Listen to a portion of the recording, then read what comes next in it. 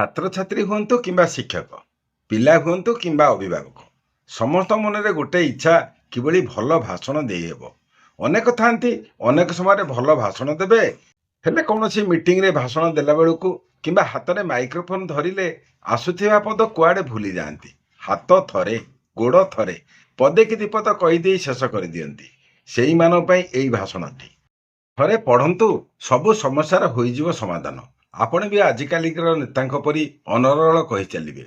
ସମ୍ମାନିତ ସଭାପତି ମହୋଦୟ, ମହୋଦୟା, ମଞ୍ଚାସୀନ ଅତିଥିବୃନ୍ଦ, ମୋର ପୂଜ୍ୟ ଗୁରୁଜୀ ଓ ଗୁରୁମା ମାନେ, ମୋର ସହପାଠୀ ଏବଂ ମୋର ଛୋଟ ବଡ଼ ଭାଇ ଭଉଣୀମାନେ, ଆଜିର ଏହି ପବିତ୍ର ମୁହୂର୍ତ୍ତ ଆଜି ଦିନର ଅଂଶବିଶେଷ ନୁହେଁ, ବରଂ ଏହା ହେଉଛି ଏକ ଜାତିର ଆତ୍ମସମ୍ମାନ, ଅଦମ୍ୟ ସାହସ ଓ ଅମର ବଳିଦାନର ଅଭୁଲା ସ୍ୱର୍ଣ୍ଣିମ ସ୍ମୃତି, ଯାହା ଅନେକ ବୀର ସନ୍ତାନଙ୍କ ତାଜା ରକ୍ତ, ତ୍ୟାଗ ଓ ଆତ୍ମ ବଳିଦାନର ସ୍ମାରକୀ ବହନ କରେ।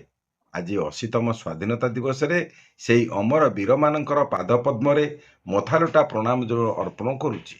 1947 ମସିହା ଅଗଷ୍ଟ 15 ତାରିଖ କେବଳ ଏକ ତାରିଖ ନୁହେଁ, ଏହା ସାରା ଦେଶର ଆତ୍ମଜାଗରଣର ଏକ ସ୍ୱର୍ଣ୍ଣିମ ମୁହୂର୍ତ୍ତ। ପରାଧୀନତାର ଶୃଙ୍ଖଳା ଭାଙ୍ଗି ଆମ ଦେଶ ସ୍ୱାଧୀନତାର ସୂର୍ଯ୍ୟୋଦୟକୁ ସ୍ୱାଗତ କରିଥିଲା।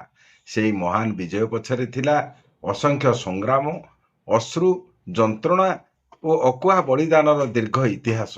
ଆଜି ଯେତେବେଳେ ଆମେ ଗର୍ବର ସହିତ ତ୍ରିରଙ୍ଗା ଧ୍ୱଜକୁ ଉଡ଼ିବାର ଦେଖୁଛେ, ସେତେବେଳେ ମନେ ରଖିବା ଦରକାର ଯେ ଏହି ପତାକାର ପ୍ରତ୍ୟେକ ରଙ୍ଗ ଆମକୁ ଏକ ମହାନ ସନ୍ଦେଶ ଦେଇଥାଏ। ତ୍ୟାଗ, ଶାନ୍ତି ଓ ସମୃଦ୍ଧିର ସନ୍ଦେଶ।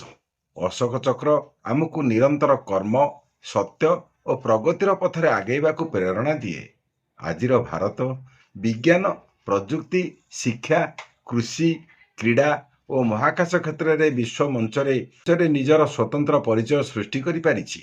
କିନ୍ତୁ ସ୍ୱାଧୀନତା ସେତେବେଳେ ସାର୍ଥକ ହେବ ଯେତେବେଳେ ପ୍ରତ୍ୟେକ ନାଗରିକ ଶିକ୍ଷିତ, ସଚେତନ, ଚରିତ୍ରବାନ ଓ ସ୍ୱାବଲମ୍ବୀ ହେବେ। ଜାତିର ପିତା, ଅହିଂସାର ପୂଜାରୀ, ସ୍ୱାଧୀନତା ସଂଗ୍ରାମୀର ମୁଖ୍ୟ ପୁରୋଧା ମହାତ୍ମା ଗାନ୍ଧୀଙ୍କ ମତରେ ଭାରତ ମାତାର ଆତ୍ମା ଅଛି ଗାଁରେ। ଗାଁର ବିକାଶ ସାରା ଭାରତର ବିକାଶ। ଦୀର୍ଘ 80 ବର୍ଷ ସ୍ୱାଧୀନତା ପରେ ଆମକୁ ଏ ଦିଗରେ ପ୍ରେରଣା ମିଳୁଛି।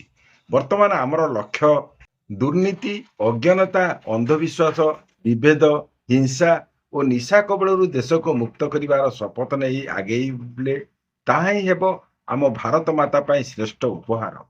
ପ୍ରିୟ ବନ୍ଧୁଗଣ, ଆମ ଦେଶ କେବଳ ମାଟିର ଏକ ବିଶାଳ ଭୂଖଣ୍ଡ ନୁହେଁ, ଏ ଦେଶ ହେଉଛି ଆମ ମା।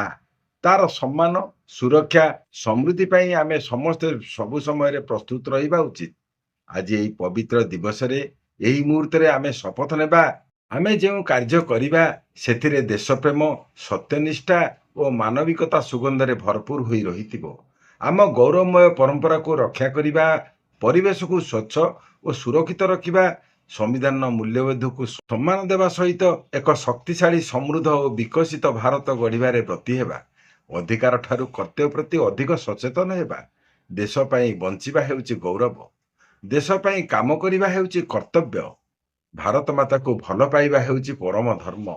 ପରିଶେଷରେ ସମସ୍ତ ସ୍ୱାଧୀନତା ସଂଗ୍ରାମୀମାନଙ୍କୁ ଶତ ଶତ ନମନ ଜଣାଇ ମୋ ବକ୍ତବ୍ୟକୁ ବିରାମ ଦେଉଛି। ଜୟ ହିନ୍ଦ, ଜୟ ଭାରତ ମାତା।